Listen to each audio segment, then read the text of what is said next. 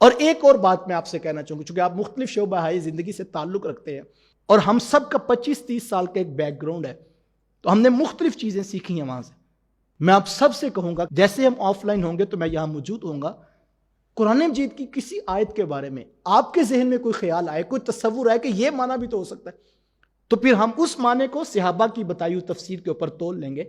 اور اس سٹینڈرڈ پہ پرکھ لیں گے۔ تو میں یہ چاہوں گا کہ مجھے خود بہت کچھ سیکھنے کو آپ سے ملے گا۔ کہ میں اس کی ایک سادہ سی مثال دیتا ہوں۔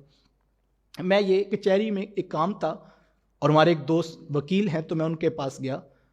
انہوں نے مجھے کہا کہ آپ کا کام تو بھی گھنٹے تک ہونا ہے، تو اگر آپ اجازت دیں تو ہم کوئی قرآن مجید کی 1-2 آیات کے بارے میں، تو انہوں نے مجھ سے پوچھے تو میں نے ان کو کچھ باتیں بتائیں۔ تو انہوں نے جو ایک بات میرے سے ڈسکس کی وہ مجھے یقیناً اس آیت کی حقانیت اور اس آیت کا مفہوم اور اس آیت کا ایک حکمت بڑا پیغام ہے، اس کا یقین، ان کا یقین اس کے اوپر کسی اور انداز میں تھا۔ وہ مجھے کہنے لگے ہم نے BA کے سلیبس میں یہ آیت پڑھی تھی سورہ احزاب کی، کہ اللہ تعالیٰ نے قرآن مجید میں فرمایا کہ ادعوہم لآبائہم ہوا اقسط عند اللہ، منہ بولے بیٹے جو ہیں، لے پالک جو ہیں، کہ اللہ فرماتا ہے ان کو ان کے اصل باپوں کے ناموں سے پکارو، ہوا اقسط عند اللہ، یہ اللہ کے ہاں زیادہ انصاف والی بات ہے۔ تو کہتے یہ میں نے آیت پڑھی ہوئی تھی ترجمے کے اندر اور یہ میرے ذہن میں محفوظ رہ گئی۔ تو کہتے کہ ہماری فیملی میں پچھلے دنوں ایک ایسا معاملہ ہوا کہ جس سے مجھے اس آیت کی حکمت پر دل اش کر رہا تھا کہ کیا خوبصورت، جس رب نے انسان کو پیدا کیا اس نے کیسے خوبصورت ضابطے دیے۔ کہتے جب ہم نے یہ پڑھی تھی تو یہ عام سی ایک بات تھی کہ بالکل جن کا حقیقی جو باپ ہے اس کے نام سے پکارا جائے، تو بالکل طے شدہ بات تھی۔ لیکن کہتے کہ ہماری فیملی میں ایک معاملہ یہ ہوا،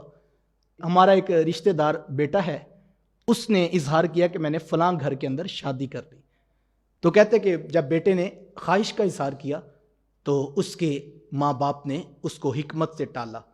لیکن بیٹے نے تھوڑی سی مزید ضد چاہی تو ماں باپ نے پھر اس کو ٹالا۔ لیکن یہ معاملہ جب مزید ضد پکڑ گیا اور بیٹا بضد تھا کہ میں نے وہیں پر نکاح کروانا ہے،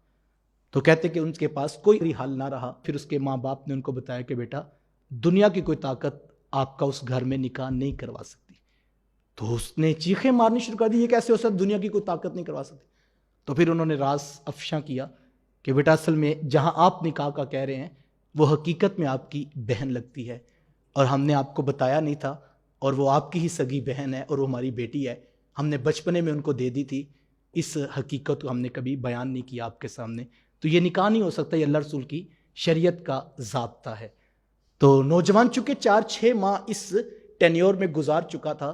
اور ایک وقت جو ہے وہ خاندان میں بھی ریلیشنز ڈیولپ ہو جاتے ہیں بعض اوقات، تو کہتے وہ اس صدمے کو برداشت نہ کر سکا کہ میں اپنی بہن کے بارے میں اس طرح کے جذبات رکھتا تھا، تو پھر اس کی یہ حالت ہوگی کہ وہ اپنے بدن کا گوشت دانتوں سے نوچتا تھا، اور اس نوجوان کو ذہنی طور پہ اتنا ڈپریشن ہوا کہ کہتے ابھی تک وہ ہوش میں نہیں آ رہا۔ تو کہتے مجھے پھر قرآن کی وہ حکمت سمجھ آئی، قرآن نے 1400 سال قبل کہا تھا ادعوہم لآبائہم ہوا اقسط عند اللہ، تمہیں حکمتیں نہیں پتہ ہیں، تمہارے رب کا فیصلہ ہے کہ لے پالکوں کو ان کے اصل باپوں کے ناموں سے پکارو۔